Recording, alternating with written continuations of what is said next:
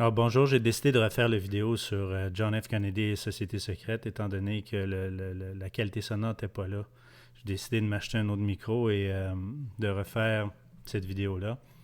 Alors écoutons ce que John F. Kennedy avait à dire lorsqu'il était président, excusez-moi.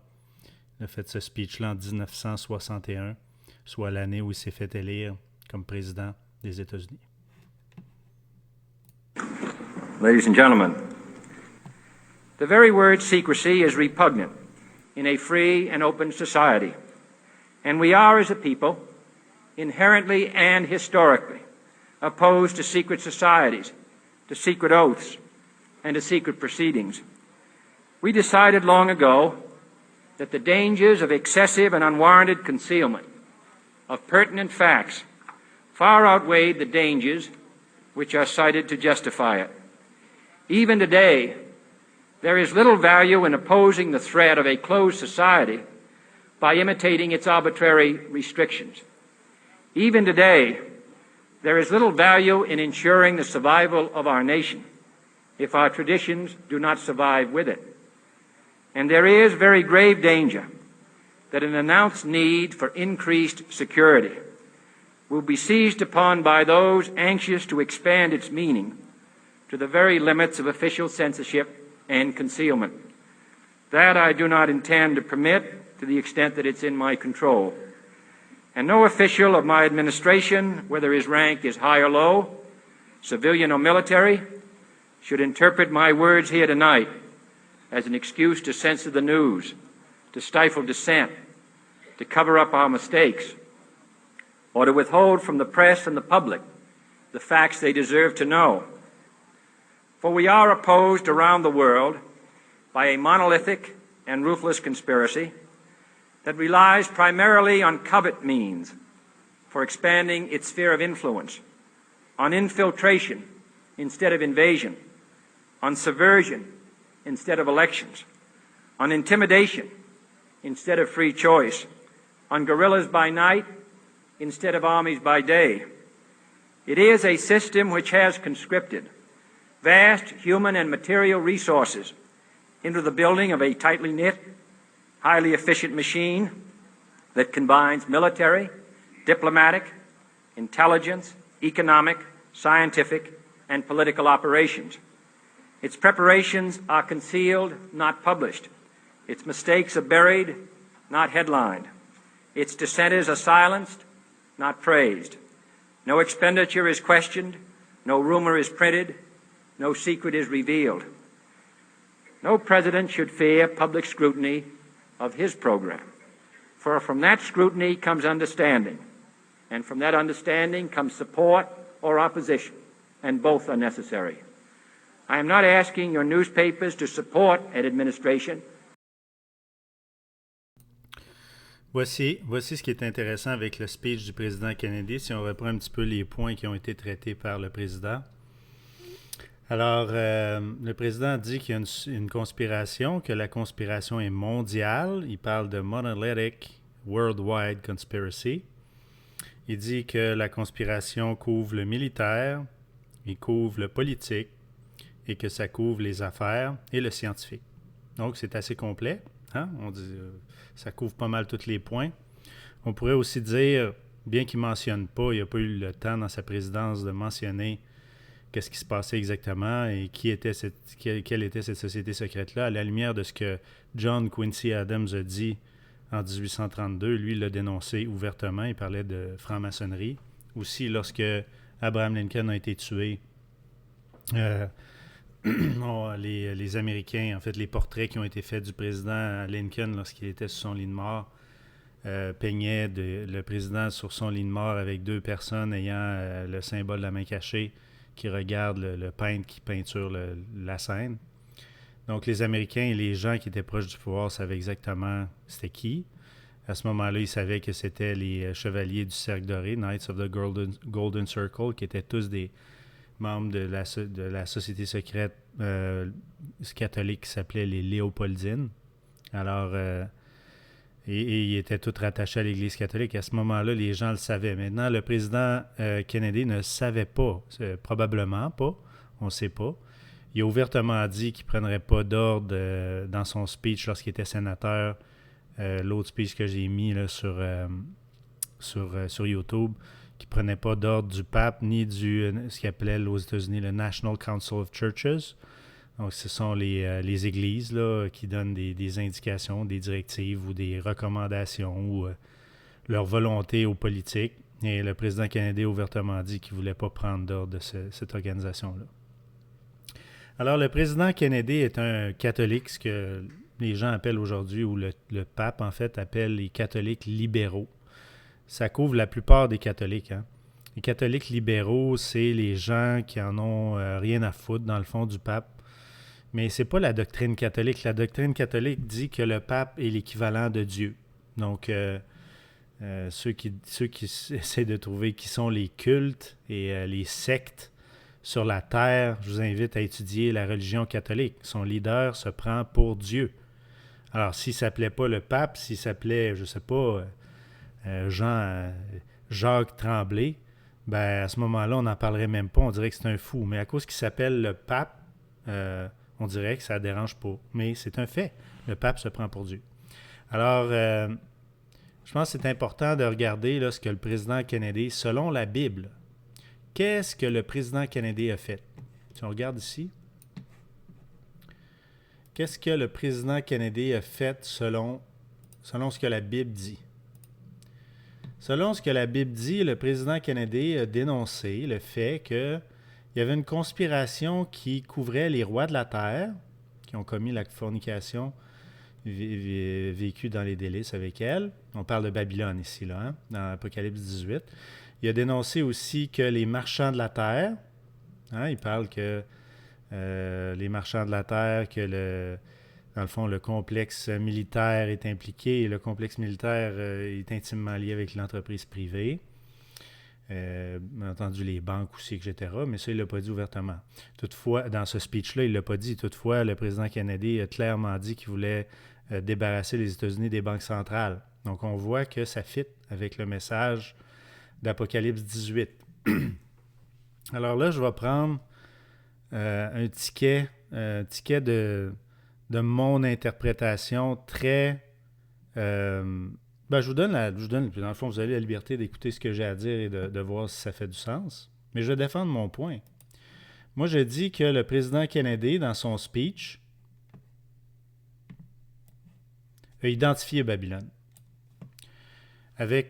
Étant catholique, hein, si le président canadien avait su que l'Église catholique était la tête des sociétés secrètes, à la lumière de ce qu'on a vu et de ce qui est arrivé, surtout le fait qu'il est mort exécuté, prouve que le président canadien, avec le petit peu de vérité qu'il a découvert, hein, c'est probablement qu'il ne savait pas que le pape était impliqué là-dedans avec l'Église catholique. Ça, je lui donne le bénéfice du doute là-dessus, on ne le saura jamais. Mais je lui donne le bénéfice du doute parce que il l'a dénoncé au péril de sa vie. Et il en est mort. Alors moi, ce que je dis, c'est que avec le petit peu de connaissances que le président avait, il a dénoncé et il a proclamé, il a dénoncé Babylone, donc il a proclamé dans une certaine mesure. OK? Dans une certaine mesure. Bien entendu, c'était pas un homme qui était particulièrement très pieux, là, comme les premiers présidents des États-Unis, qui étaient des protestants de différentes dénominations, toutefois étaient très pieux. Le président canadien ne donnait pas l'image d'un président qui était très pieux, qui se disait ouvertement catholique et qui allait à l'église et tout ça. C'était pas un amateur de lecture de Bible, etc. Il n'a pas créé de ruée vers les églises, là, si on veut dire. Le président canadien était le premier président catholique des États-Unis. Okay? C'est le seul. Il n'y a pas eu d'autres présidents catholiques depuis. Là, bien entendu, Joe Biden est catholique. On verra bien s'il est président ou pas. Là. Il y a une controverse là-dessus. Mais, donc, à mon avis, le président catholique canadien a proclamé le message du deuxième ange. Et probablement que s'il y avait eu plus d'informations, hein, il aurait aussi dénoncé le message du troisième ange. Le troisième ange identifie deux personnages, c'est-à-dire la bête, qui est le pape, et son image, les églises protestantes apostates, OK? Et la marque de la bête, qui est le dimanche. Hein? Donc, le président Kennedy connaissait probablement pas tout ça. Toutefois, étant donné que le président Kennedy a défendu la position historique américaine contre l'union de l'Église et l'État, le président Kennedy a en quelque sorte, OK, c'est un stretch de dire ça, mais en quelque sorte, il a proclamé le message du troisième ange. Il ne connaissait pas la bête. Il ne savait pas que c'était le pape, la bête. Clairement, s'il était catholique, il ne savait pas que le pape était l'Antichrist. Probablement pas. Toutefois, il a dénoncé ces sociétés secrètes. Donc, il a fait le travail. Hein? Il a fait le travail avec le petit peu de vérité qu'il y avait. Le président catholique John F. Kennedy a proclamé le message du deuxième ange et fait un certain travail pour proclamer le message du troisième ange. Hein, qui nous donne aujourd'hui de la crédibilité en tant que chrétien de dire qu'il y a une conspiration. Maintenant, il y a des gens qui disent que c'est ridicule de parler de conspiration. Hein? Il y a des adventistes qui pensent ça, là, que c'est ridicule, puis etc. Je vous invite à regarder, en fait, le message de la Bible en tant que tel, la Bible de la Genèse à l'Apocalypse, on l'a vu plus tôt, là, dans l'Apocalypse 18, on voit qu'il y en a une conspiration. Dans les écrits d'Ellen White, il y a une conspiration aussi. Hein? Il y a une conspiration. Ellen White nous dit ici, dans le 5e livre du témoignage, ceux que Dieu a donné de la lumière, on a vu là, la lumière, j'en ai parlé plus tôt. Si vous n'êtes pas une lumière, on l'a vu dans le livre d'Éphésiens 5.11, hein? Si vous n'êtes pas une lumière, elle réfère ici à la lumière, Ellen White. Donc, ça dit que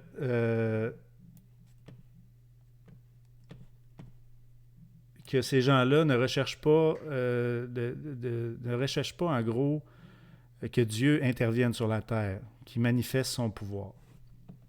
Aussi, on pourrait se demander si ces gens-là, qu'est-ce qu'ils vont faire lorsque Satan va personnifier Jésus. Hein, dans le livre ici, Christian Service, on voit à la page Christian Service ou Church 8.27, Testimonies for the Church, excusez, là.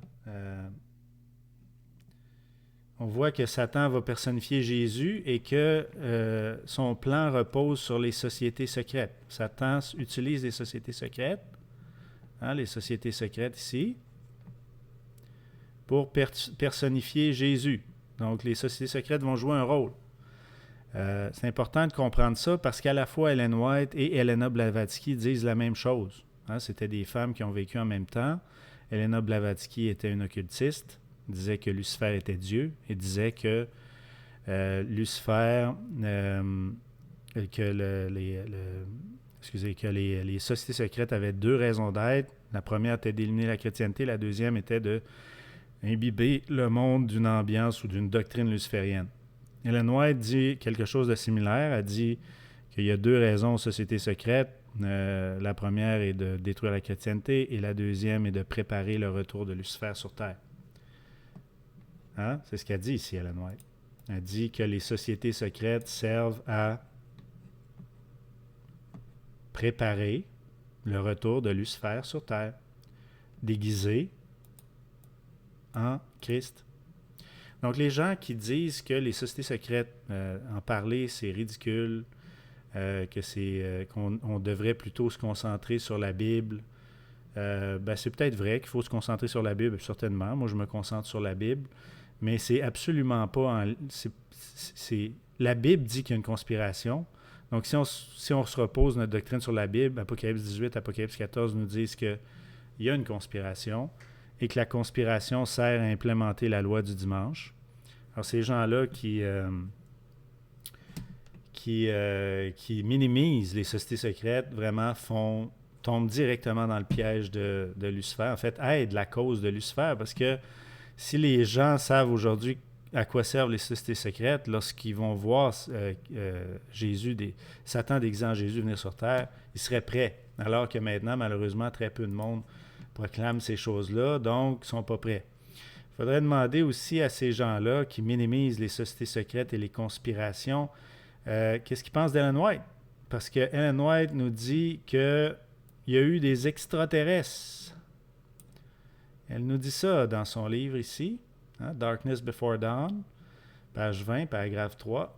Et elle nous dit qu'est-ce que c'était ces habitants d'autres mondes-là, hein, des esprits familiers comme visitants provenant d'autres mondes, étaient des démons, des esprits de démons.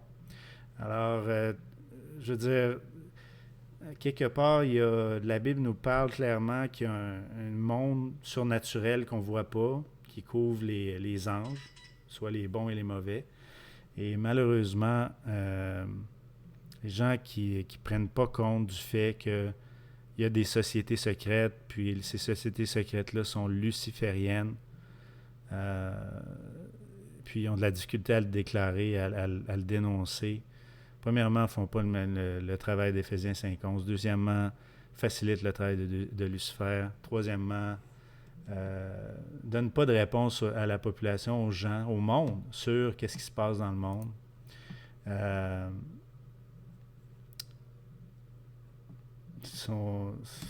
y en a un autre ici où il parle que bientôt il va y avoir des dieux païens qui vont se manifester dans les villes. Donc ces gens-là, probablement qu'aujourd'hui, un témoignage comme celui de Mark Clemenson les gens riraient de ça. Bien entendu, nous, les gens qui croient avant la Bible, on est ce que le dictionnaire appelle des fondamentalistes, hein, c'est-à-dire des gens qui croient à la Bible et seulement la Bible. Les protestants, c'est ce qu'ils ont dit à travers le temps. Les protestants disaient à la Bible et seulement la Bible, c'est notre autorité. Le pape François, ici, dans le magazine America, les jésuites, voici ce qu'il dit des fondamentalistes. C'est des gens, c'est des protestants. Les fondamentalistes religieux sont une plaie. Bien entendu qu'ils sont une plaie, parce que la Bible dénonce le pape comme étant l'Antichrist. Donc, il ne peut pas dire autrement. Il n'avait pas le choix, d'ailleurs, il n'avait pas le choix de dénoncer, de faire tuer John F. Kennedy. Il n'avait pas le choix de faire tuer les présidents qui sont morts dans les années 1800 et les années 1900. Des gens comme Abraham Lincoln qui dénonçaient la Banque centrale, qui dénonçaient Rome, qui disait que les guerres étaient menées par Rome, alors que la Bible nous dit exactement ça. Donc, il y a une centaine d'années, 150 ans, les vrais fondamentalistes, les vrais protestants, il n'y avait certainement aucun problème de parler de société secrète. Aujourd'hui, malheureusement, on est dans un monde où les gens veulent avoir la sympathie du monde, alors que le monde regarde.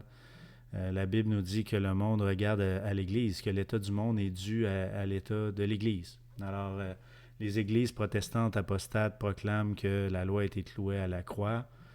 Et ce faisant, il enlève les menottes que la Bible met sur les gens, hein, sur un point de vue spirituel, pour les empêcher de pécher.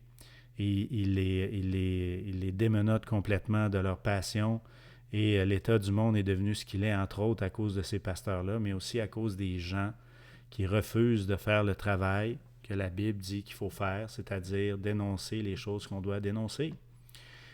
Au lieu de les ridiculiser, il faut les dénoncer. Et aussi, j'ai pas mis là, ça dans mes citations ici, là, mais il y a il y a d'autres écrits d'Ellen White. Je vais le chercher ici.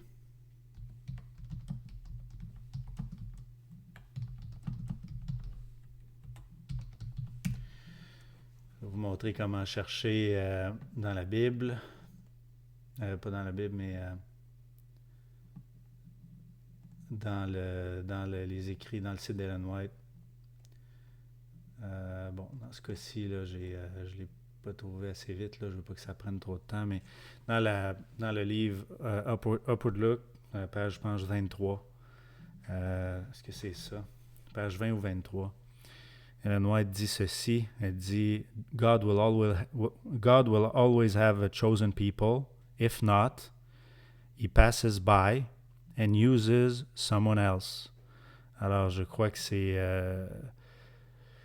je crois qu'il faut réfléchir sur ça, parce que effectivement, si on est des chiens stupides ou sans intelligence, qui ne peuvent pas aboyer, et que les soldats sur le mur de Sion sont endormis, hein, Dieu va passer au-dessus et va choisir d'autres mondes. Et les écrits nous disent, l'esprit de prophétie nous dit aussi que lorsque la loi du dimanche va être implémentée, les chrétiens adventistes vont fuir sous leur lit et on ne les verra plus jamais. Puis ces gens-là vont être remplacés par des gens qui viennent de l'Église catholique et des églises protestantes apostates, et ils vont prendre la place de ces gens-là, les chicken little, qui sont allés se cacher sous leur lit, qui ne veulent pas parler de société secrète, qui ne veulent pas parler d'Apocalypse 14, Apocalypse 18, qui ne veulent pas parler ou qui diminuent les écrits d'Ellen White, qui dit qu'il y a une conspiration. La Bible dit qu'il y a une conspiration, Ellen White dit qu'il y a une conspiration. La conspiration va probablement culminer en ça ici, Christ déguisé, Satan déguisé en Christ, en même temps que la loi du dimanche, peut-être avant, que Satan va certainement apparaître avant, parce qu'après, il y aura beaucoup moins de temps, la probation va fermer. Donc, comment ces gens-là vont expliquer tout ça aux gens s'ils ont dit tout ce temps-là que les sociétés secrètes étaient ridicules? Comment est-ce que les chrétiens vont faire pour convaincre d'autres personnes que tout ce plan-là a été mis en place par l'Église catholique à travers ces sociétés secrètes? On peut voir aujourd'hui, Dieu nous ouvre les yeux. Les péchés de Babylone sont mis à jour. On peut voir que la franc-maçonnerie a infiltré absolument tout dans notre quotidien. La franc-maçonnerie est dirigée par les jésuites. La franc-maçonnerie est dans le politique. La franc-maçonnerie est dans le scientifique. Vous voyez, la théorie de l'évolution, c'est repris par toute la science aujourd'hui. C'est une science qui nie Dieu, ni l'existence de Dieu, ni la véracité de la Bible. Conséquemment, c'est une science qui est supportée par les écrits d'Helena Blavatsky, hein, parce qu'elle dit elle-même qu'un des buts de la franc-maçonnerie est de détruire la chrétienté. Donc, comment détruire la chrétienté d'une façon efficace? Certainement en diminuant l'importance et la véracité de la Bible, absolument. Donc, tout ça se tient. Les sociétés secrètes existent. On a comme mission, en tant que chrétien, de les dénoncer. Et les gens qui ne les dénoncent pas, c'est à se demander s'ils pensent comme le pape. Est-ce qu'ils pensent que les fondamentalistes sont une plaie? Est-ce qu'ils pensent que la Bible doit être remplacée par des traditions, comme l'Église catholique, qui a enlevé un des commandements de la Bible, celui qui ne faisait pas son affaire, des idoles? Est-ce que ces gens-là sont comme le livre de Jérémie, et on y reviendra dans une autre présentation? Est-ce que ces gens-là croient? Est-ce que ces gens-là font partie plutôt, dans le livre de Jérémie, on voit clairement qu'il y a de l'infiltration qui se passe dans l'Église à la fin du monde. Est-ce qu'ils sont des jésuites? C'est fort possible.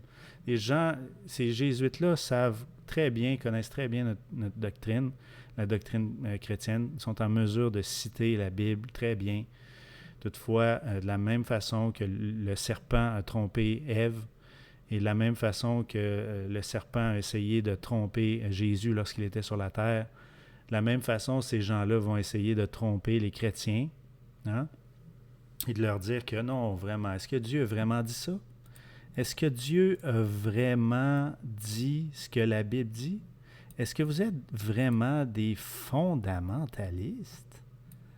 Alors, l'heure est grave, il faut choisir notre camp. Je vous invite à faire vos études et à prendre position. Sur ce, Dieu vous bénisse. Merci, à bientôt.